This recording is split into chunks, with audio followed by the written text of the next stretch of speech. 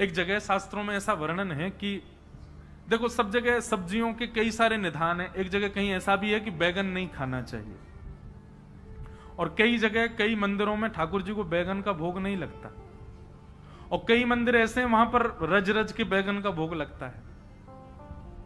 कई मंदिर ऐसे हैं वहां मूली गाजर का भोग नहीं लगता, टमाटर का भी प्रवेश नहीं है। अच्छा, इसके पीछे कारण क्या है? सुनिए, भाव प्रधान कारण है।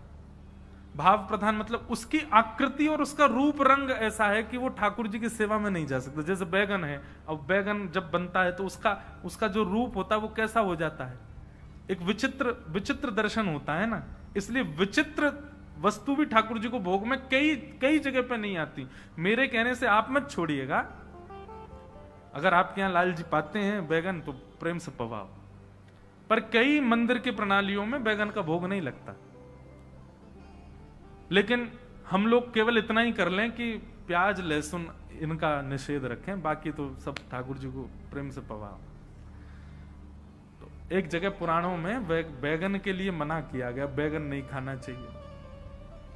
और हो सकता है इस कथा को सुनने के बाद कई लोग बैगन छोड़ दें।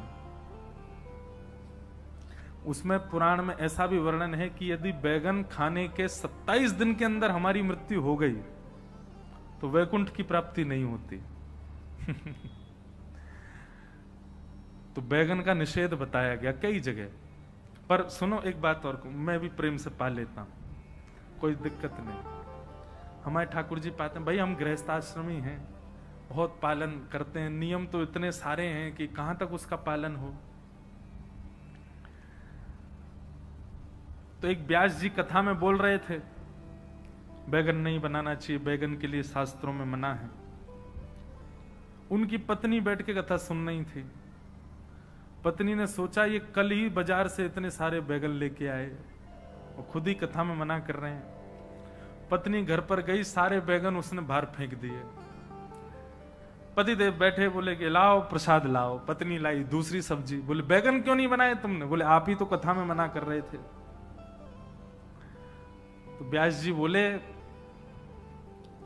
चौकी पे कही गई बातों को चौका बर्तन में मत लाओ ना, वो चौकी तक ही रहने दो। व्यासपीठ पर जो कहा वहीं तक ही रहने दो, उसको अब जीवन में क्यों लागू कर रहे हो? ये पाखंड है। हमने इसीलिए पहले ही बोल दिया कि हम पा लेते, ताकि कल को हम पाए तो कोई यो नहीं कहे ये तो मना कर रहे थे कल। तो पाखंड का मतलब क्या है? आप प्रदर्शन में तो आप उसके पक्षधर विपक्षी हो जाते हैं कि ऐसा नहीं होना चाहिए, ये नहीं होना चाहिए, ऐसा नहीं करना चाहिए। लेकिन जब स्वयं पर घटती है बात तो आप उसके पक्षधर हो जाते हो कि नहीं हम तो कर सकते हैं। ऐसा दिखाने और करने वाले लोग, उनको डबल पाप लगता है। एक कथा है ना कि एक माता जी एक संत के पास गई, वो संत जो कहते थे सो हो जाता था। वो संत कहते हैं कि तुम्हारा ब्याह परसों हो जाए तो परसों चाहे कैसे भी हो तुम्हारा ब्याह हो जाएगा। उतनी उनकी वाणी पर सरस्वती बैठी थी। तो एक माता जी अपने नाती को लेकर के गई, बोले ये बहुत चीनी खाता है, मैं इसको मना कर करके हार गई, इसके कीड़े पड़ गए हैं दांतों में, पेट में भी कीड़े हो गए, महाराज जी आप इसको मना कर दो, चीनी ना खाया करे। संत ने कहा 2 महीने बाद लेके आओ। 2 महीने बाद लेके गए, संत ने कह दिया चीनी मत खाना। बालक बोला ठीक है। तो मां ने कहा आपने 2 महीने प्रतीक्षा क्यों करवाई? तो संत ने बहुत अच्छी बात कही, बोले मैया मैं भी चीनी खाता था पहले 2 महीने में मैंने छोड़ी है और तब मैंने कही है। इसका मतलब क्या है? आपकी वाणी का प्रभाव दूसरे वाले पर तब तक नहीं पड़ेगा जब तक आप स्वयं वैसे नहीं होगे। यह बात निश्चित है। आपकी वाणी का प्रभाव किसी पर इतना पड़ जाए कि आपके एक बार कहने पर वो उस मर्यादा का उल्लंघन ना करे, तो ये समझ लीजिएगा कि जिसकी वाणी सुनकर के ये आया है वो स्वयं भी उस मर्यादा में रहता होगा। कई मर्यादित भावों का उल्लंघन यदि आपके द्वारा हो रहा है तो इसमें आप उस समय यह भी विचार कर सकते हो कि हम चाह करके भी इस मर्यादा में नहीं रह पा रहे, इसका मतलब हम जिनसे सुन के आए वो भी इस मर्यादा का पालन नहीं करते।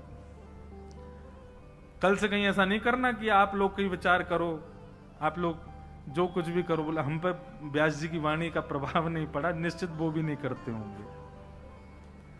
लेकिन हां, 80% ये बात बिल्कुल सत्य है कि किसी की वाणी सुनकर के, केवल शब्द मात्र सुनकर के आपके चित्त में ये बात आ जाए, नहीं अब मुझे ये करना ही नहीं है, इन्होंने मना कर दिया, अब मैं ऐसा कभी नहीं कर सकता, तो निश्चित है जिसकी वाणी सुन के आप कर रहे हो वह स्वयं भी उस मर्यादा का पालन करता होगा। उसकी वाणी की मर्यादा, उसकी वाणी में इतना तेज आ जाता है कि वो आपके मन को भी रोकने की सामर्थ्य रखता है। इसीलिए हम संतों को प्रणाम करते हैं, उनसे कहते हैं हमें आशीर्वाद दे दो। क्यों? हम खुद के वश में तो है नहीं, हमसे खुद तो छूट नहीं रही दूषित वस्तुएं, आप आशीर्वाद दे दो, आपके आशीर्वाद से हम ठीक हो जाएंगे, हमारे मन की विचलनता दूर हो जाएगी। इसलिए हम संतों से आशीर्वाद लेते हैं।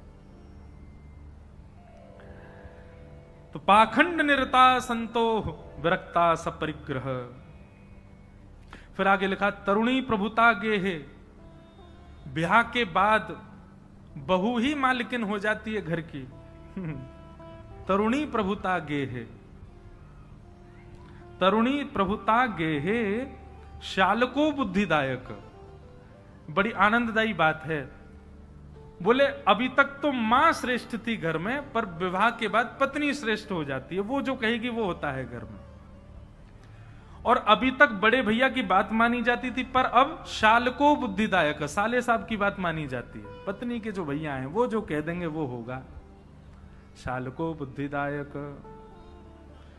जितने भी साले साहब बैठे हैं बुरा मत मान जाना, बोले महाराज जी हमारा अस्तित्व गिरा रहे हैं, हम भी किसी के साले हैं, पर ये बात सत्य है। सालों को प्रयास करना चाहिए ज्यादा अपनी बहन जी के घर में नोक झोंक नहीं करें, वो जैसी वहां की व्यवस्था है उनको वैसी रहने दें, उसमें ज्यादा अपना हाथ पांव नहीं मारने चाहिए। शालको बुद्धिदायक, हम नहीं कह रहे हैं, भागवत जी कह रहे हैं। अगर बुरा लगे तो हमसे मत लड़ना, भागवत जी से लड़ना। क्यों कही आपने इसे? फिर आगे क्या लिखा है? ये नारद जी के दर्शन हैं। नारद जी बोल रहे हैं मैंने ये सब देखा पृथ्वी पर आकर के, मेरा मन बड़ा खिन्न हो गया। फिर उसके बाद कहते हैं कि कन्या विक्रीणो लोभा दंपती नाम च कलकनम। बोले कन्या का विक्रय किया जाता है, विक्रय किया जाता, मोल भाव रखा जाता है विवाहों में। संबंध जैसे पवित्र संबंधों में, विवाह जैसे पवित्र संबंधों में भी मोल भाव किया, कितना देना कितना लेना, ये सब बातें की जाती हैं। अरे वो पिता की संपत्ति है, पिता जितना चाहे अपनी पुत्री को दे सकता है, पिता जो चाहे अपनी पुत्री को प्रसन्न मुद्रा में दे सकता है, परंतु इसमें ये मांग जांच वाली क्रिया ये उचित नहीं है। तरुणी प्रभुता गे है, कन्या विक्रयणो लोभात दंपति नाम च कलकनम। आदि आदि सब यहां पर बात। न योगी नैव सिद्धो वा न ज्ञानी सत्क्रियो नरः। सब कुछ देखा, नारद जी बोले मैं बड़ा खिन्न हो गया। सब जगह भ्रमण करता करता जैसे ही मैं वृंदावन पहुंचा, वहां यमुना के तट पर मैंने देखा कि एक परम सुंदरी बैठी है, उसकी गोद में 2 वृद्ध लेटे हैं। एक तरुणी, एक युवा कन्या की गोद में वृद्धों को देखकर के मुझे थोड़ा विचलित हुआ। मैंने पूछा कि हे सुंदरी, तुम्हारी गोद में ये 2 वृद्ध कौन हैं? तब उसने बताया ये मेरे दोनों पुत्र हैं। सुनकर के मैं अचंभित हो गया कि युवा कन्या और पुत्र वृद्ध। मैंने परिचय पूछा तुम कौन हो? तब उसने अपना परिचय बताया।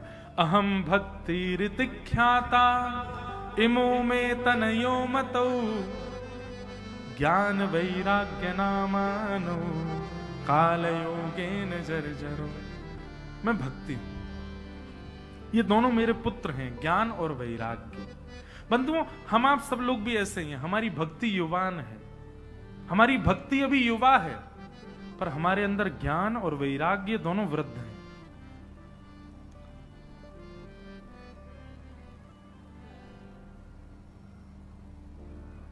राम द्वारे तुम रखवारे होत न आज्ञा विन पसारे, सब सुख लें तुम्हारी शरणा, तुम रक्षक काहू को डरना, आपन तेज समारो आपे तीनों लोक हाथ पे, भूत पिशाच निकट नहीं आवे महावीर। जब सब लोग गाते हैं, अर्थ कितनों को पता है? कितने लोग जानते हैं कि हनुमान चालीसा में क्या कहा जा रहा है? श्री गुरु चरण सरोज रज निज मन मुकुर सुधार। मुकुर का अर्थ मुझे बताओ आके मंच पर क्या होता है? हम सबने केवल रट लिया है, हम सबने केवल याद कर लिया है, उसका अर्थ नहीं जानते हम। इसका मतलब क्या है? भक्ति है, ज्ञान नहीं है। और बिना ज्ञान की भक्ति आज नहीं तो कल आपको पीड़ा देगी। छोटे बालक को 500 रुपए का नोट दे दो, क्या करेगा? खा जाएगा, फाड़ देगा। लेकिन वही जब थोड़ा विवेकी हो जाता है तो जेब में रखता है। ऐसे ही भक्ति में भी विवेकी होना है। थोड़ा ज्ञान तो जीवन में लाना पड़ेगा, नहीं तो भक्ति हमारा कल्याण नहीं कर पाएगी। भक्ति में कल्याण की बड़ी आवश्यकता है, इसके लिए ज्ञान चाहिए। भक्ति में वैराग्य भी चाहिए। आज की भाषा में कहूं तो डिटैचमेंट, वस्तुओं से बहुत जल्दी विलग होने की कला। ये एक बहुत जरूरी वस्तु है आज के युग में कि आप वस्तु से विलग हो सकें, ऐसा अपना निर्माण करो। नहीं तो सांसारिक वस्तु ऐसे जकड़ लेंगी आपको कि उसी में पड़ करके पूरा जीवन बर्बाद कर लेंगे। इसलिए वैराग्य का मतलब बाबा जी बन जाना मत समझिएगा। ज्ञान होने का मतलब बहुत बड़ा ज्ञानी हो जाना, बहुत तेजस्वी हो जाना मत समझिएगा।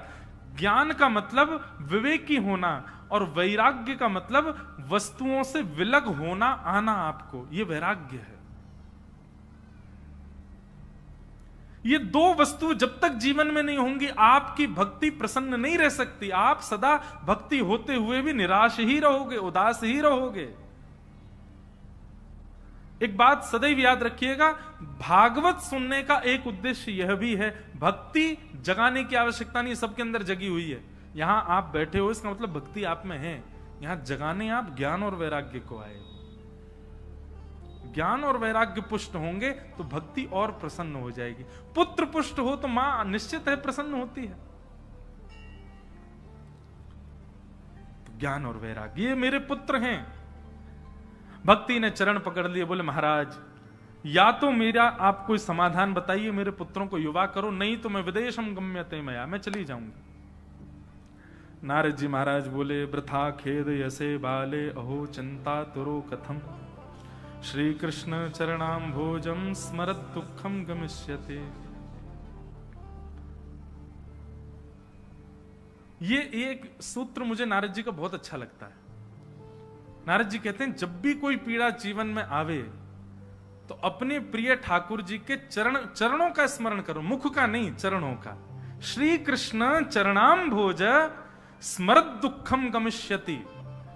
नारद जी का ये जो सूत्र है इसको प्रैक्टिकल करके देखिएगा। आपके घर के ठाकुर जी जो भी हैं, लड्डू गोपाल हैं, त्रिभंग, उनके चरणों को अपने चित्त में उस छवि को ध्यान करके रखो। जब भी नेत्र बंद करो चरणों का स्मरण आना चाहिए। जब भी लाइफ में कोई भी आपके कष्ट आवे, जब भी जीवन में कोई भी आपकी विपत्ति आवे, आप नेत्र बंद करके उन युगल चरणों का स्मरण कर लेना। नारद जी महाराज कहते हैं, मैं नारद हूं, अपनी जिम्मेवारी पर कहता हूं, आप अपने ठाकुर जी के चरणों का स्मरण करोगे, स्मरत दुखम गमिष्यति, स्मरण करते ही आपका दुख चला जाएगा, आपका दुख आपका त्याग कर देगा। और दुख त्याग कर देगा इसका मतलब यह नहीं कि बिगड़े काम बन जाएंगे। दुख त्याग कर देगा इसका मतलब यह कि विवेक बुद्धि प्रकट हो जाएगी, आप समझ में आ जाएगा कि आपको क्या करना है, कैसे करना है।